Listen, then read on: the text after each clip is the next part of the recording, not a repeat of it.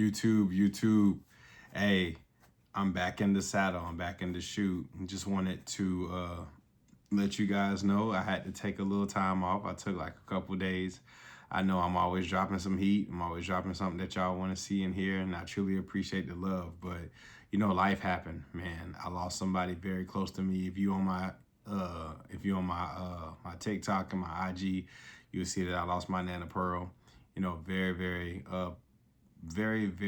like strong pillar in my life. You know, growing up and even as an adult, as a grown man. So me being able to get the call to say, hey, look, you need to come home. You know, she's not gonna make it. So I was blessed enough to be able to get on that plane to Augusta, Georgia, and just be there with her. You know, that last night that she was alive. You know, held her hand, kissed her forehead, and I even told her, I said, if you die on me, I'm gonna kill you. And then just to hear her just laugh, you know, because that's an inside joke between me and her. It truly made that experience worth it to go and be with her during her final times. You know, I mean, she was an older lady. She lived a great life, man. And that's the way that any of us want to go out. You know, we want to go out with our family surrounding us. We want to go out surrounded in love. And, you know, we want to make sure that when we go meet our maker, that we've done everything we could. And the fact that she held on to speak to her grandbaby, me, and I was the last one she didn't speak to because I wasn't there. So instead of me doing a FaceTime call, hopped on a plane, got out there. And then, you know, a couple hours after being there, she was called home. And she went to go be home. And, you know, as painful as it was, you know, that's something that I'm learning to cope with and I'm learning to be okay with. So the journal entry that I actually had a chance to write last night, because I knew I was going to come back to y'all tonight, but it's called Life Doesn't Pause Your Pain, so why would it pause your progress? It's been a few days, and if I'm being honest, I needed them. We buried my Nana. I spent time with my family. I laughed. I cried. I hugged people I hadn't seen in a long time. I ate food that wasn't on my plan, some healthy, some not so healthy. I had fruit. I had tons of fruit, way more fruit than I care to mention. Watermelon and grapes, to be exact. I had desserts. I had meals I didn't weigh. And if I stepped on the scale tomorrow, I already know what I'm probably going to see. A few pounds heavier, a little more water weight, a lot more glycogen. Maybe my abs won't look as sharp. Maybe I feel a little softer. You know what's crazy? A few years ago, that shit would have destroyed me. I would have looked at the scale and thought, well, I fucked it all up. I might as well keep eating. I'll start over Monday, because that's how I used to think. One imperfect weekend became an imperfect month. One bad meal became one bad season. Not because of the food, because I believe perfection was the only way forward. But grief has a funny way of teaching you something. Life doesn't ask permission before it interrupts your plans. People get sick. People die. Kids need you. Flights get delayed. Work gets crazy. Your heart gets broken. Life keeps happening. So why do we keep believing? Our fitness journey is supposed to happen in perfect conditions? Maybe the real transformation isn't staying perfect. Maybe it's learning how to come back, show resilience. I used to think successful people never fell off. Now I know better. Successful people just don't stay off.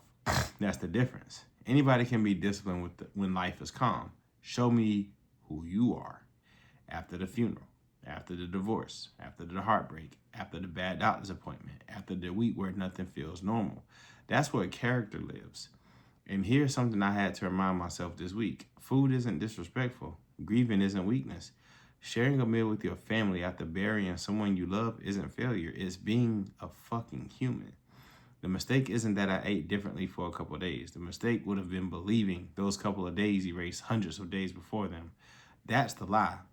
So what? The scale may go up a little bit. Water comes, water goes. Glycogen comes, glycogen goes. What matters is, did my identity change? No.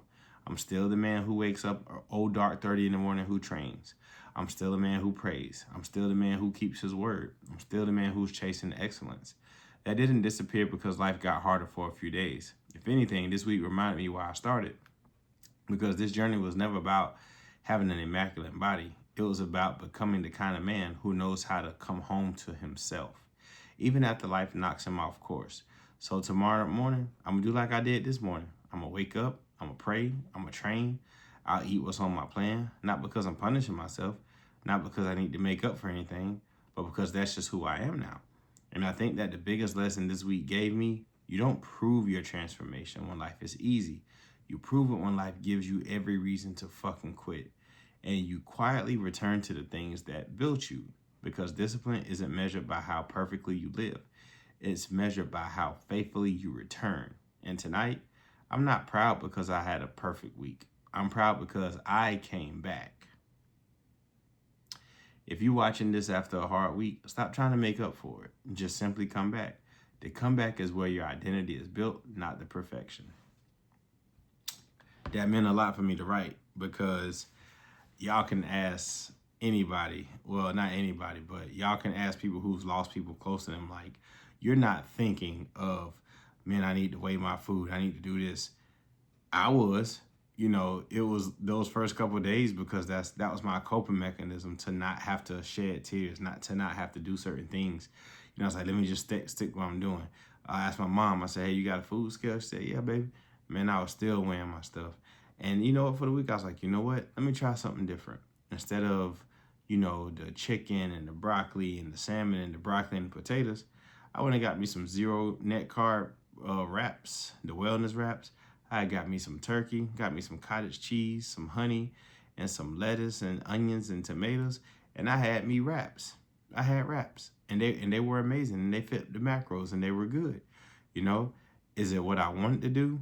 Nah. But I just knew that I wanted to try something different while I was away. And I did just that. But once again, I didn't let, eating all that watermelon, eating all those grapes. I didn't let all that stuff really get to me now. Did it get to me at a later point? Absolutely. Because I'm like, damn, I feel like a little bit heavier. I feel like a little more bloated. And those carbs live in that fruit, and I'm thinking, watermelon is just a great hydration tool, which it is. But having too much of it will obviously set you back a little bit. But I don't think I was set back. Guys, I'm being honest and real with y'all. I had a couple of slices of tres leche cake. I had a couple of cupcakes. I had a couple of pieces of fried chicken. And I had a couple of pieces of potato wedges. And, I had some rice cakes. I love rice cakes with honey drizzled on them. I even took the initiative to make my own fucking cookie because I refuse to eat the goofy shit, like as far as the cookies. Now, I can't say I refuse to eat the goofy shit because I did eat a little bit of it. That's fine. I'm human. But every day that I was home, I still went to the gym. Even if I had to drive 30 minutes from Aiken to Augusta, I still went to the gym and got it in. Like, that was a non-negotiable for me. Even though I knew I ate like crap that 1 or 2 days that I was there, I ate like a little bit of crap, but I still went in there and put in the work. And I get it, you can't outwork a bad diet, but I don't have a bad diet. I just had a bad 2 or 3 days. That's it, right? And it's so easy when your mindset hasn't shifted yet and you still thinking like a fat motherfucker, it's too easy to go back to, well, I'm just going to continue to eat all this bad shit. For what? No need to. I had to go to the airport today, and I knew I was going to the airport today. So what did I do? I woke up at dark 30. I went and had my banana. I had a protein shake, and I got on the road. I had my creatine as well. I got on the road to the airport. When I got I left Augusta. I went to Atlanta. I was like, damn, this 2-hour flight, it ain't long, but I don't want to be tempted to get the little cookies and shit on the plane. So what do? I go by the store in the Atlanta airport, and I get me the Jack Link's protein jerky. So it was like 100 calories for like 100 calories for like 10 grams of protein, which is a good offset there. So I got the bag. It was 270 calories for the whole bag. Granted, it wasn't a lot, but I still ate it, and I was satiated. I was full. It was great. So when I get home, it's like, okay, well, let me check my macros for the day. What am I doing? Simply got back on track. I ate my 200 grams of chicken breast. I ate my 400 grams of broccoli. I didn't add in any carbs like the potatoes because I still feel pretty full from all the fucking carbs I had at home, right?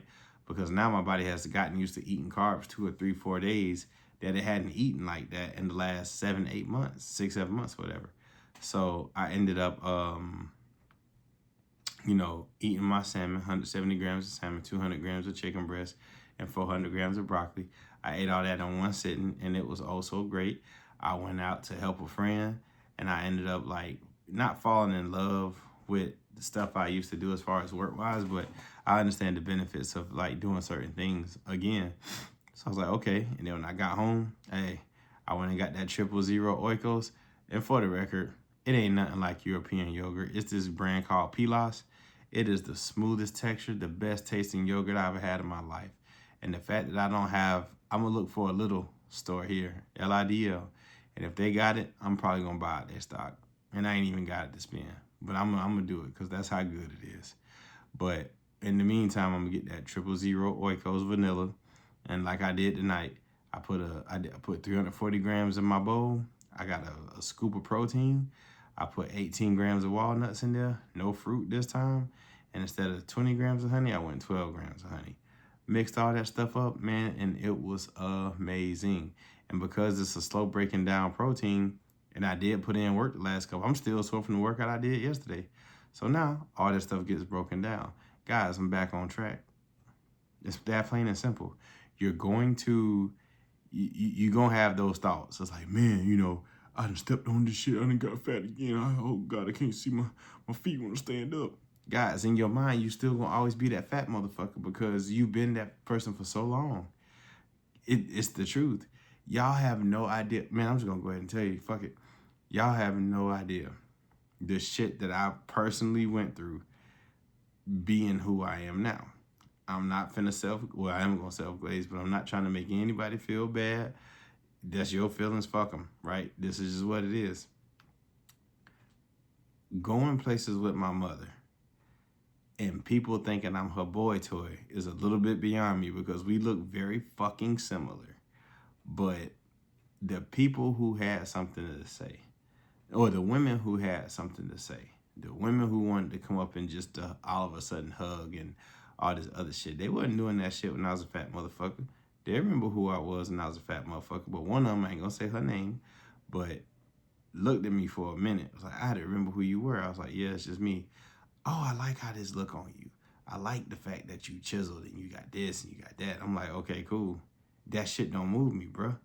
It's like, okay, that's fine. I know what I worked hard for. But in my head, I still don't see myself the other way, the way other people do. And you're never going to do that because in your head, you're still stuck in this mindset, not mindset, but you still look like this person. That's a real thing. That body dysmorphia shit is real. It's hard to believe sometimes because I've literally got free shit. And nobody knew my nana passed away, but I ended up getting free stuff. When I went to PF Chang, it ended up not even having to pay for my food. The other food got paid for. You know what I mean? It wasn't even mine. Waitress was hella nice to me, super sweet. Went to one of the grocery stores. Oh, you know what? I forgot to put this. Oh, don't worry about it, sweetheart. You got it. I was like, well, no, I want to pay for my strawberries. Nah, you good. That you actually utilizing fruit the right way. I was like, oh, damn, okay. It's like, they say, oh, pretty privilege. I ain't pretty, so I ain't got no fucking pretty privilege. I say, maybe I'm just being nice. No, motherfucker. People really do treat you better when you in shape and you look good. And it's just weird how that happens because I'm so used to none of that shit ever really happening. But when people giving me free shit or giving me extra shit, oh, don't worry about it, it's no cost. I was like, what? Went to fucking, when was it? Not Smash Burger, but one of the little burger places over there. I was like, hey, look, I don't want no burger. I just want the meat, and y'all have turkey, and what do y'all do with it?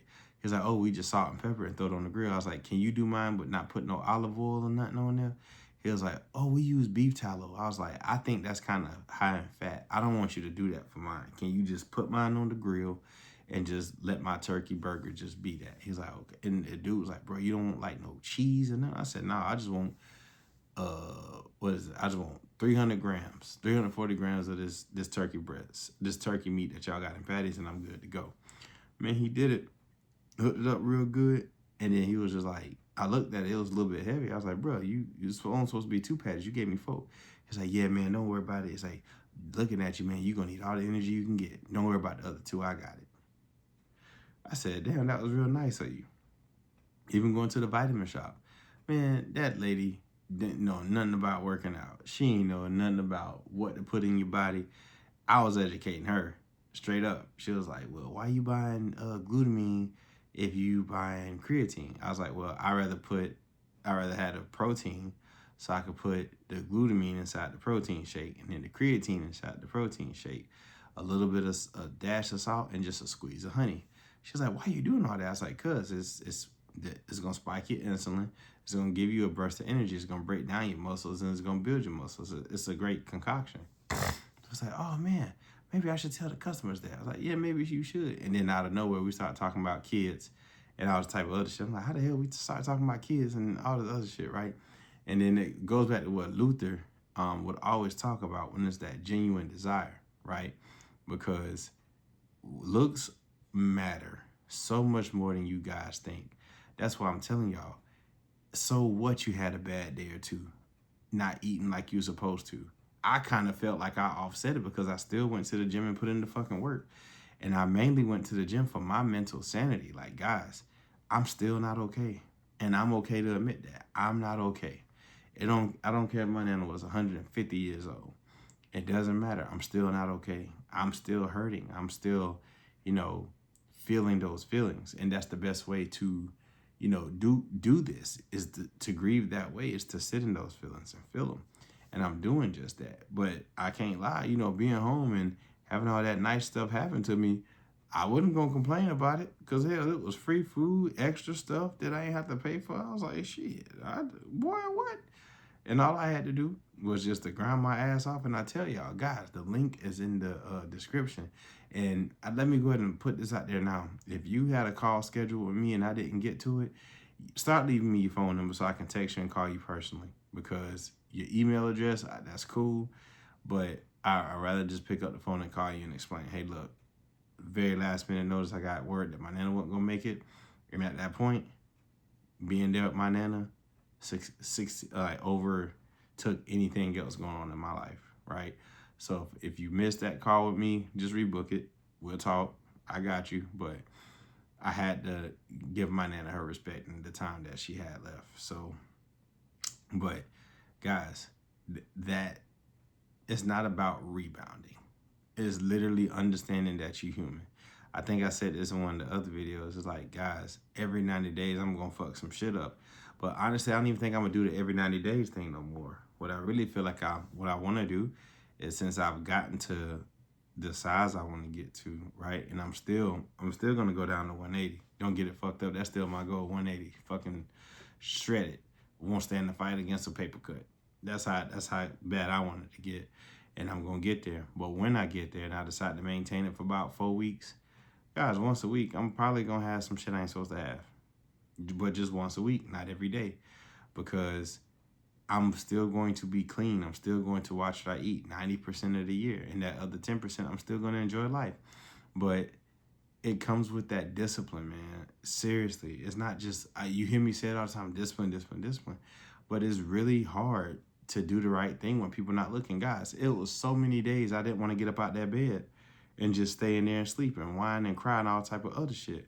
But I'm like, that's not who I am no more. Shit, I'd feel weird if I didn't go to the gym. The only reason why I didn't really care to go this morning because I knew I had to travel. But I was still out there walking around the dealership, getting in hella steps when I was out there.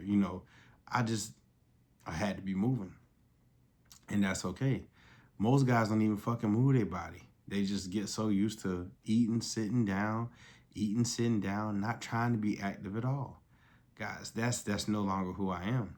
That's why you have to, whenever you're making this change, whenever you're making this transition from the old fat motherfucker to the new fit you're going to have days to where, damn, you know what? I want that burger. But you know what? Instead of me getting that burger, let me go get some sourdough. Let me go get some 93.7. Let me go get some low-fat cheese that's 30 calories a slice. Instead of getting this mayo, let me get some Greek yogurt and make my own mayo with some lemon juice, dill, and some seasonings. You know what I mean? You'll get to that point where, hey, and then you want your fries. You're just going to cut them in air fry them. You're not going to drop them in grease. These are the things that's going to transform you whenever you make that mental shift, because that's how I think. Like, I already know if I want a burger, if I want fries, I'm gonna make my own damn fries. Because I know if I put them in the air fryer or the oven, they significantly less in calories. If I get the best meat possible, if I get the best bread possible, that's macro friendly, not only will it fill me up, but it's gonna give me a lot of nutritional value. And I'm not sitting out here looking stupid, bloated, and feeling heavy because I done fucked off and ate 6 double cheeseburgers from McDonald's. Nah, the identity is gonna shift, and when you get to that place to where you do have to deal with the death in the family, you dealing with heartbreak, you dealing with something, your first resort ain't gonna be, okay, well, let me order 12 pizzas from Pizza Hut and end up on my 600-pound life. No, the person who's going through some shit, they gonna be like, damn, you know what? Fuck it. I want, instead of 6 pieces, I want fucking 3 stuffed crust supreme pizzas from Pizza Hut. They'll eat it. They'll feel good. I'm lying, you're not gonna feel good. Your stomach gonna hurt like a motherfucker. Then you're gonna be sitting there rocking back and forth, regretting that you did this shit. Cause I did that a couple weeks ago. I was like, man, I shouldn't have ate all this food. I ain't ever doing it again. Because your body got so used to these small meals and these nutritional meals that when you shock it with that bullshit, it's like, oh, we gotta work super hard to get this broke down. Which can be a good thing, but you don't wanna send yourself into a diabetic coma by super shocking your body, right? So that's why I'm saying, my 90-day thing, I'm not the Rock. I just like how he did it because it was a discipline thing that I strive for. But I know I'm very well disciplined. I'm disciplined to the point to where if I want to have some fucking chips or a peanut butter and jelly sandwich at the end of the week for a meal, I'm just gonna fucking do that. But that's gonna be after I hit my goals, of course. But in the meantime, I'm locked in and I ain't playing no fucking away games. I am actively going. I'm actively back in it. No side steps, no nothing. Just like when I was in Europe. I did my meals. That's it. No sweets, no nothing during the day, no substitutes, just no nothing. And I'm back on that. And I know for the next 8 to 12 weeks, I'm going to be even harder on that because I know how I want to look on my birthday this year. You know what I mean? I know how I want to feel on my birthday this year if God allow me to see it.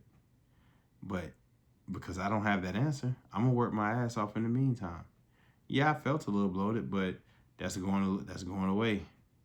You know, all that water is finally coming off. You know, it takes a couple of days. It takes a while because you drink a bunch of water, you ate a bunch of fruit, you know, and they got carbs. There's consequences to that, but you rebound and you just go back at it because you got to enjoy life. You can't spend the rest of your life in a calorie deficit. If you do, more power to you. But I'm not gonna be that guy. I'm gonna enjoy that pizza. I'm gonna enjoy that buffalo chicken ranch dip. You know, I'm gonna do those things. But guess what? Guess what I'm gonna do the next day? Back on fucking track. And guess what?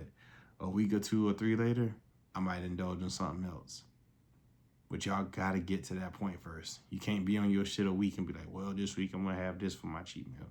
You don't fucking deserve a cheat meal. You had too many of them, fat fucker. Stop. Get your ass up in the gym.